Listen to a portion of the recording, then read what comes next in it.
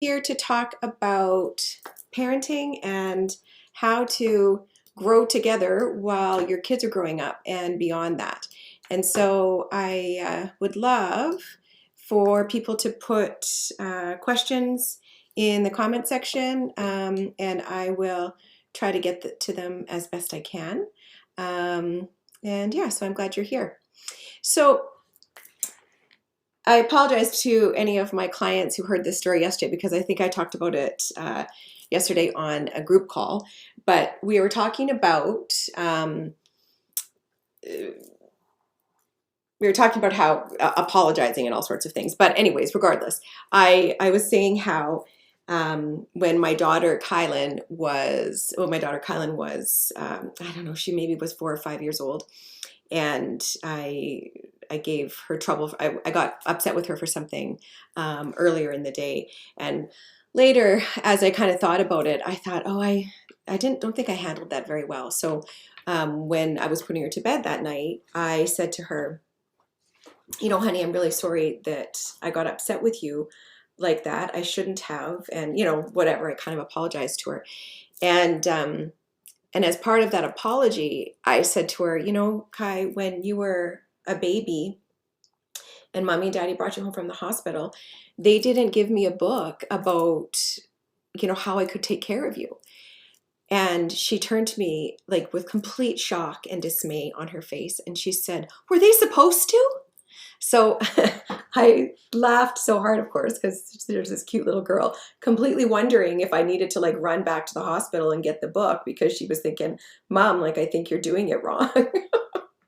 But the reality is I think that as parents, most of us have felt that way at times. Most of us have felt that it would have been nice if there was more guidance from somewhere around how to navigate the world of parenting, and of course how to do that with a partner so that your kids, which of course, in most cases you're having these children, and you're trying to build a family, and what often happens is that because of those challenges, a lot of people will say that their kids had a huge negative impact on their marriage. And not that, of course, the children are ever to blame, but what they're really saying is that the way that they parented together wasn't something that they enjoyed doing together, or that they agreed on, or that they were able to navigate in a way that helped them to learn and grow. And the reality is that all of this really comes down to how committed each person in the relationship is around that learning and growth versus how committed each person in the relationship is around holding on to their limitations. And of course, I'm going to talk a little bit more about that. But, here's the harsh truth.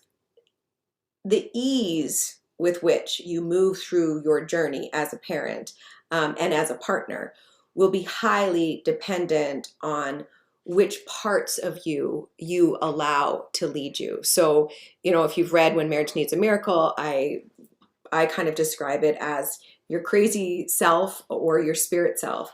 But the truth is that part of you that is hurt or gets triggered or is damaged, and we all have it. We all have a whole bunch of those parts of us that guide us some ways. Those parts are always going to guide us in the wrong direction. So as as we move through parenting and new challenges come up, it's no different than moving through any other challenges in our life, in that how we deal with those challenges is really going to either contribute to our well-being, which in this case is the well-being of our kids, our own well-being, as well as the well-being of our marriage or relationship, or how we deal with those challenges will make our life worse individually, as well as will hurt our kids, and of course will then tear our relationship apart. So there's, obviously lots of different stages that we move through as parents and as partners and co-parents as we're raising our kids, and different challenges and problems at each stage that we face. So, when we're in that early baby stage, often I hear people are upset about the imbalance of sacrifice and the imbalance of workload.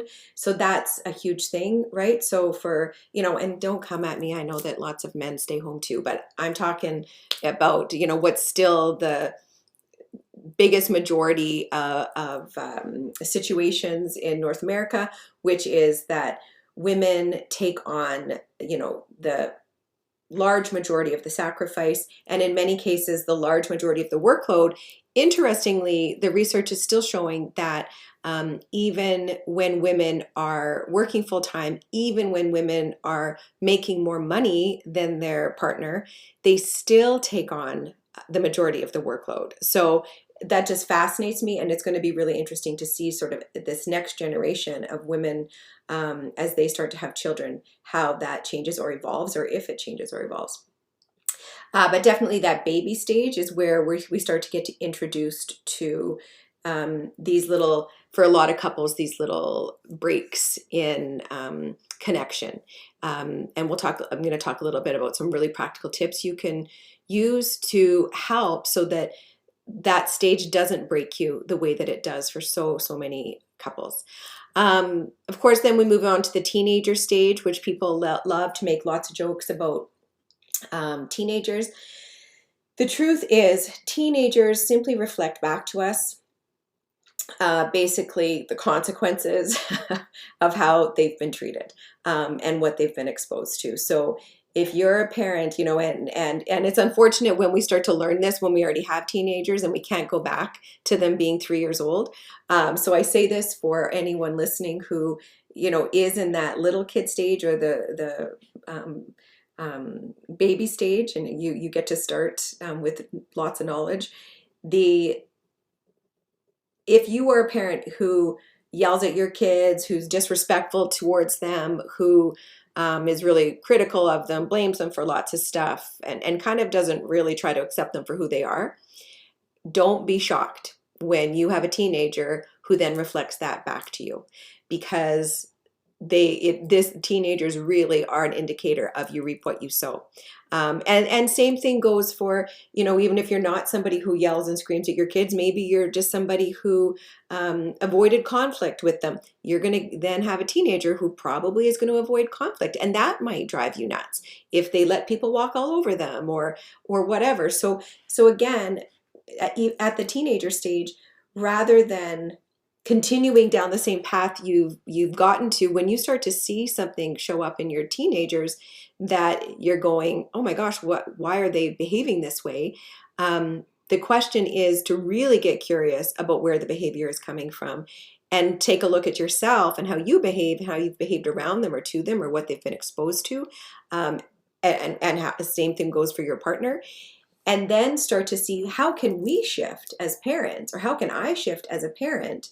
Because that's going to make way more difference to your kids than now saying, oh, wow, wish I wouldn't have yelled at you because now you're yelling at me, and I'm going to tell you to stop yelling at me. It doesn't quite work that way. So that teenage stage again can be a hugely challenging time, for parents, because if they weren't holding up a mirror to you when they were 3 or 4 years old, which they probably were, by the time they're teenagers, they're definitely holding up a mirror to you and showing you exactly what you need to work on as a person.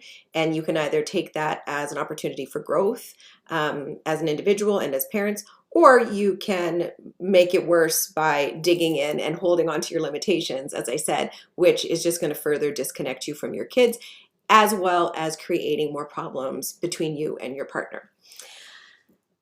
Another area, of course, of parenting and kids that creates challenges is blended families. So I get tons of questions around blended family stuff, and people are often looking for kind of the guidance or what the rule is, right? So questions like, should he be able to discipline my kids, or should I have to do XYZ with his kids? Our kids are different ages, and so this is different and that's different, and he doesn't see this, or I disagree about that. Unfortunately, I wish I could, give you a playbook for the answers around here's all the rules of blended families. But the answer is always that it depends, because as every family is different, every child is different, every situation is different. What I'm going to talk about here in a minute, it definitely applies to blended families, because it's not about a set of rules to apply, but rather it's about an approach to apply when you're trying to make decisions as a couple, so that your kids don't end up creating more of a disconnect between you, than instead of creating more connection between you. And then, of course, the other one that I want to talk about a little bit that is a challenge for a lot of people, of course, is adult children. So as the saying goes, little kids, little problems, big kids, big problems. And definitely, as couples, when you have adult kids, I hear this all the time. Of course, I've got a lot of women who work with me who are in their 50s and 60s, or even late 40s, and have adult children. Like sometimes there's disagreements around, the woman wants to stay close to the grandkids, but he wants to head to Florida for the winter, or Arizona for the winter, or something, or maybe it's vice versa, or maybe you're trying to put away more money for retirement as your kids are going to university and stuff, and he wants to help your daughter make a down payment on a house after she gets married, or something like that. So it becomes these sort of big decisions often when we have adult children. And then, of course, if you have adult children and you're a blended family, so maybe he has kids and they've all been left the house 5 years ago, and you've got kids that are raised and whatnot. But often when that's the case, especially if you became married after your children were grown or almost grown up and left, what's often the case is those kids could have been raised in very different homes and could have very different expectations around the parents. So that can create a lot of disagreements or disconnections in a relationship, as you start to, you want these adults to all get along, or to at least like you, or that sort of thing. But then there can be lots of issues then. And like I said, little kids have little problems. Big kids, when we're talking about a lot of those adult things, those can create huge problems for them, but also huge problems in a new marriage or in a relationship after, if you guys are blended. So all of these problems come down to the same thing that most problems with couples come down to, and that's really about three things. So it's about differences. So that's differences of opinions, differences in the way you approach things. It's about triggers, so how you deal with those differences, and basically what stories you tell yourself. So when we're looking at those differences, because as a couple, of course, you're two different people. I always say relationships would be perfect if there was only one person in them. But that wouldn't make it much of a relationship, would it? So, every relationship has two people.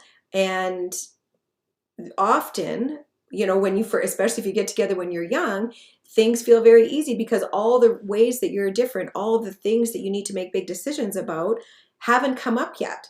Right? So this is why relationships are spiritual assignments.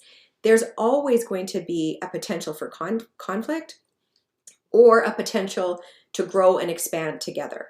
And it really comes down to how you approach that, around whether or not that difference is something that you get curious about and it helps you get to know one another, or it becomes something that you judge one another for. So no matter what the difference is, the only way to deal with it and maintain your connection as a couple is, at the very least, the very sort of lowest bar needs to be to deal with that difference with respect and love for one another.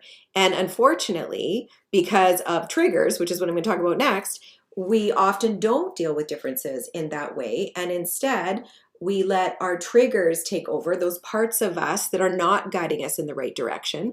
That part of us that's being triggered. And you know you're being triggered when your part of that part of you takes over that feels really unimportant or feels unsupported, when you're feeling dismissed, when you're feeling disrespected by something that's happening, that your partner is doing or not doing, or something that's happening with the kids. Those that part of you that was hurt in the past is reminded of this emotion, and that part is what now takes over. And this brings me to the third part, which is the stories you tell yourself. So when these differences are occurring, when something is happening with the kids, when you're upset with your husband because he's not helping enough around the house, or you're mad at him for spending more money than you thought he should, or whatever it is, there's a story that comes up for you. You apply meaning to what your partner has done. So, and that story is huge, because that is where you have to stop and go, wait, is this story true? Because the issues, the stuff that starts to tear you apart in your relationship, when you start to take a look at the differences, the triggers, and the stories, you start to realize it's never really about the challenge you think you're facing. It's always about you gaining an understanding of what that challenge means to you, and then how you plan to manage that. So Alex Hormozy, who's a business guru guy, you might know him. If you're running a business at all, if you don't know him, you should look him up. He's on he's all over YouTube and Instagram and whatnot. But anyways, I was listening to one of his YouTube shorts last night, and what he said, which I thought was it resonated with me when it comes to relationships as well, because he was saying, what makes or breaks a business is really about your character, your skills, and the stories you tell yourself. And so, of course, this also applies to what makes or breaks your partnership as parents. Because when you look at character, really character comes down to integrity and authenticity and empathy and compassion and courage. That's what makes up your character. And so integrity in your relationship is about how you connect, or how connected you are to your true self. So people look at it, often I hear people say integrity is about what you do when nobody's watching, and which is very true. And I always say it's also about what you do when you think everybody is watching, because sometimes people are not true to themselves in an attempt to impress others or protect themselves from others. But people who are in the happiest relationships, or the happiest couples, the reason they're happy, the root, the center of why they're happy, is always because they maintain their own individual authenticity. So I'm posting a reel later today, I think it's going up, about why people lie. And it really comes down to that. It comes down to whether or not somebody has the courage to be authentic. So many women and men, but when we're talking about especially little kids, so many women become very disconnected from themselves after they have kids, because they kind of stop giving themselves the time of day. So when you start to look at what is your relationship with your partner, is always a reflection of your relationship with yourself. When you stop giving yourself the time of day, you are hurting your relationship with your partner, because so many women have these false beliefs or false lessons around personal sacrifice, around always being a giver, being a people pleaser. And so then we step into this place of really losing who they are, and they think that they're doing it for their kids. But what they do is they end up in a situation where, not only do they barely know their partner or their partner doesn't know them, they don't really like their partner anymore, right? So they've let all these series of small disconnects kind of destroy that relationship. And this is why when people come to me and they say, well, I'm trying to decide if I should stay for the kids, um, I often will say to couples who have kids and are not paying any attention to one another, it's like, why don't you stay together for the kids now before you decide that you don't like each other and then you're really trying to stay together for the kids? Why don't you build the relationship for the kids, right? Instead of letting it fall apart and then deciding, well, maybe we'll stay together unhappily for the kids, which of course that's not good for anybody. And then I also want you to think about, back to this idea of character, around how character impacts how we deal with our differences. So when you have a lot of empathy and a lot of compassion, you deal with differences with respect. People with empathy and compassion and a strong sense of personal character, they don't avoid conflict because they care enough about themselves and they care enough about that part of them that's feeling triggered, that they want to take care of her. They want to take care of that part of them. And when you have empathy for your partner, and that part of him or her that might also be triggered, you're not going to need to attack them. You're not going to need to criticize them. Instead, you're able to address differences with more curiosity, with a lot more understanding, and essentially with love. So you're open to hearing and sharing. And that comes from treating yourself that way. So when you're able to take care of yourself, when you put yourself on the priority list, at the top of the priority list, in fact, you then have empathy for yourself. You take care of yourself. You don't attack or criticize yourself when things aren't perfect. Instead, you deal with yourself with love and understanding, and you're open to curiosity and trying to figure things out to make yourself feel better. People who do that for themselves are a million times more likely to do that for their partner. So again, pointing to the importance of that self-love aspect and making yourself first in a relationship and the power that has to keep the relationship strong for the kids, right? So if you can't put yourself at the top of your list for you, go ahead and think about it that way, that you're doing it for your kids, because I know a lot of women have a really hard time of thinking about putting themselves in that place. Then, so we talked about character as one of those three traits. So now let's look at skills. So obviously, parenting at each stage requires skill. And this is really about that book that Kylan wished I could run back to the hospital to pick up. So skillful parenting really comes down to learning, trying new things at each different stage. I mean, the fortunate yet unfortunate part of parenting is that, as any parent knows, as soon as you get one thing figured out, the child changes and grows more, and then you're in a new stage anyways. But it's always good to, be looking stuff up, getting curious about what's actually good for kids at each stage. And so what is so fascinating and powerful to understand is that the universe actually has this all worked out for you, for your greater good. So in other words, what is good for you is always going to be good for your kids. Okay, so when you create routines and habits that demonstrate the importance of your own well-being and that demonstrate that your relationship is a priority to you, you're not only doing yourself a huge favor, but you're doing your kids the biggest favor that you could give them, right? So this is getting back to doing the work for the kids now so that you're not staying together for the kids later. So study after study after study for decades now have shown us that relationships are the number one predictor of your happiness in life. Number one. So when you demonstrate and show your kids great relationship skills, they learn essentially how to be happy. And when you ask a parent, what do you want for your children? Most parents will say, I just want them to be happy. This is it. This is how to teach your kids to be happy, is you show them, you demonstrate that you're important. You demonstrate that your relationship is important. And that's how they learn that. So, I have many clients who will get upset about their kids and what their kids see. They'll say, well, I don't want my kids to see that.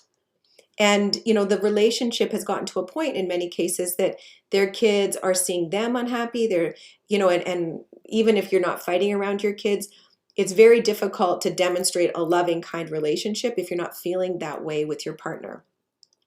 And it's net. So, I had a client earlier on telling me how, I'll tell my girls, don't ever, be with somebody who, it's not normal for somebody to treat you like this. So, don't pick someone like that.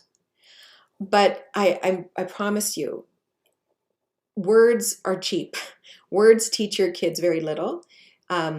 What they're learning is almost 100% based on what they're seeing. Very little of it is going to be based on what you tell them when it comes to relationships. So, a few practical examples around those habits and kind of priorities for the home. So, I really want to talk about this one, which because I hear it all the time, and it's such a huge thing. But it's bedtime. Okay, so put your kids to bed. Are they going to like it? No. But they also don't like vegetables, so they don't really get a say. All right. So until about the age of 12, kids should be in bed before 8:30 p.m. All the experts, I mean, I'm not a parenting expert, but all the experts agree on this. Until they're about 12, kids should be going to bed before 8:30 p.m. I mean, unless they're babies, of course. So anytime after around the age of 2 or 3, they should be going to bed, 7 or 7:30. And then after that, maybe they can get to bed as late as 8:30 and maybe like 9 when they're 12, and then 9:30 or 10 when they hit those teenage years. And yes, of course, every kid is different. So again, don't come at me about that. But so many women that I talk to are struggling with connection in their home, and they're struggling in their relationship. But then I'll talk to them, casually. It's like, okay, and so what does the evening look like? And then, well, I put the kids to bed around, by the time they get to bed, it's 9 or 10. That's crazy. That needs to change. If that's your home, that absolutely needs to change.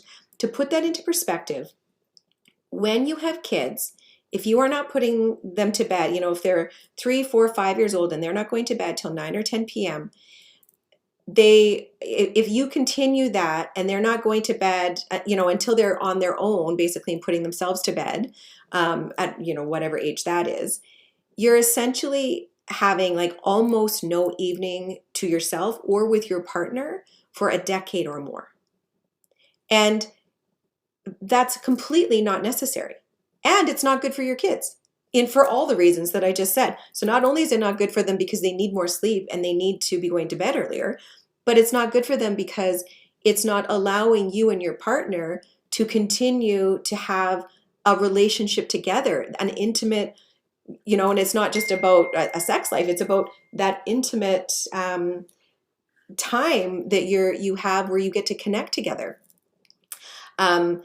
Another huge thing around this is the idea of whether or not parents go out or they go on couples vacations or just basically have adult time. And these are all really, really super important. And I'm telling you, there is not going to be a badge of honor when your kids are 20 or 25 years old and you become my client and tell me, well, we never left our kids. I'm telling you, it's fine to leave your kids. Obviously you're leaving them with somebody safe or that sort of thing, but there is no shame at all in taking a weekend away from your children, going on date nights and all of that kind of stuff. You want to do date nights while you still like each other. Don't wait until a book is saying you should do more date nights, because at that point, those date nights get very difficult because you have nothing to talk about. Okay, so if you're at a stage where you still kind of like each other, or you can still get some of that back for, the love of all that's good and holy, do that now. Start making your relationship a priority. Start making yourself a priority. Take care of yourself. Take care of your relationship. Okay, the third one around the stories. And I know I'm a little over time as always, but the stories that we tell ourselves. So this really gets down to, as I was saying earlier, when you're feeling that sense of I'm not important, or he doesn't appreciate me, or I'm unsupported, he disrespects me, all of those things. When you get to a stage in your personal development and your growth where you can ask yourself what story you're telling yourself about that, and whether or not that story is true, and whether or not that story is you blaming your partner for how you feel versus taking full accountability for your life and your own well-being. So last night on Instagram, I kind of made a joke about women getting annoyed or feeling stressed out or whatever if they feel like, oh, I'm super busy. And then I took a photo of Darcy watching the hockey game, which was, of course, just a joke. And it was fine for him to watch the hockey game. But I had so many people comment on that little dig or that little joke, and they were saying, oh yeah, that drives me crazy when my husband does that. I'm rushing around cleaning, or I've got so much work to do, and he takes this time out to, watch a hockey game, or, go out for beer with his friends or whatever. And so the reason, and what I hear from women is they'll say, it's obvious that he doesn't appreciate me. Or, I run here, I run there, and he doesn't even help. He goes home and has a nap or whatever. And so they turn that into, it means this thing. And usually whatever it means is related to some sort of a core wound that keeps repeating itself. It has repeated itself for many, many years, but certainly has repeated itself throughout the marriage.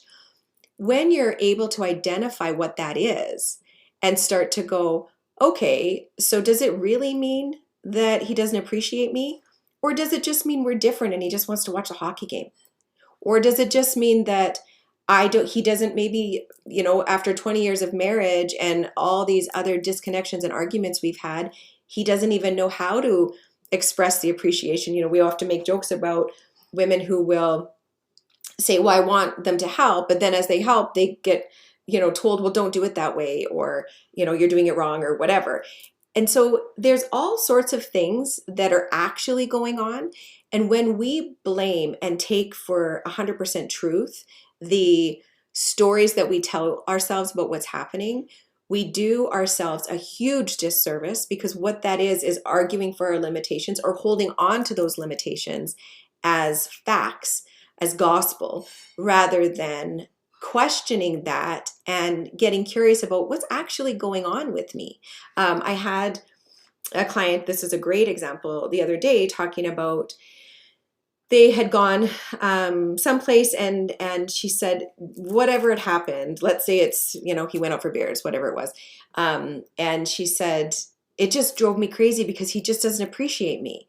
And then she said, I hear him all the time tell all of his friends and his family about how much he loves and how much he appreciates me, but he never tells me that. She said, so I know he does appreciate me. And so I kind of went, whoa, wait. So does he appreciate you, or doesn't he appreciate you? And, it kind of hit her, because then she was like, well, yeah, I mean, he tells people, I don't know, right? And it was just that moment where she realized some of the stories, some of the meaning that she was ascribing to his actions maybe needed to be questioned. Maybe that's not what's actually happening for him. Maybe us deciding how they feel isn't really serving us very well. So the truth is, at the end of the day, relationships are spiritual assignments, okay? So what they do is they act as mirrors, and they reflect back to us exactly what we need to learn in this life. And sometimes it's great when you're able to stay connected enough that you continue internally to develop the courage and the curiosity to keep looking at what's being reflected back and what it means. Because doing some of that work, that's deep work. That's the work that I do with my clients every day, is looking at what's really happening here. Why is this happening? Why does this keep happening in your relationship or in your life? And how can you change it?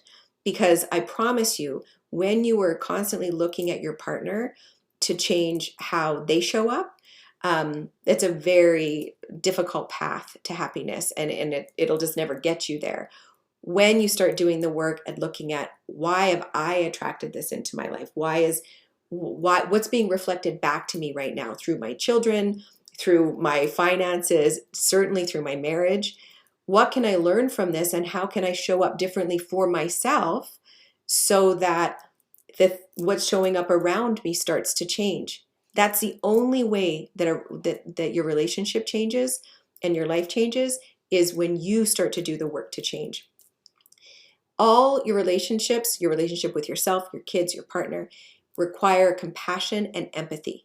Okay? So I have compassion for my partner because I can have compassion for myself. That is the rule. I always say, tattoo it on your hand. The only way you can treat your partner better is when you start to see yourself better, and you start to love yourself a little bit more, give yourself a little bit more grace. When you start there, it becomes very easy to give your partner the grace that he or she deserves. But you need to start with yourself. Your relationship is showing you what wounds within yourself that you need to heal. That's what it's there for. That's why the universe brought you this person. There's never a mistake made. The person you're with for a reason, and they're there to help you see what parts of you need to heal. And of course, it always all comes down to love, loving ourselves so that we can love our partner in a more meaningful way. And kids just give us a whole new level of that, of course, with all the challenges that they add into our lives. If you've been struggling in your relationship, if you feel like you've lost yourself and you'd like to figure things out and really step into the happiness and prosperity that the universe wants for you, click the link below. Join our community over in the Facebook group, Relationship Answers for Women. There's also a link to download my best-selling book, When Marriage Needs a Miracle, absolutely free. I hope you enjoy it. Thanks for being here.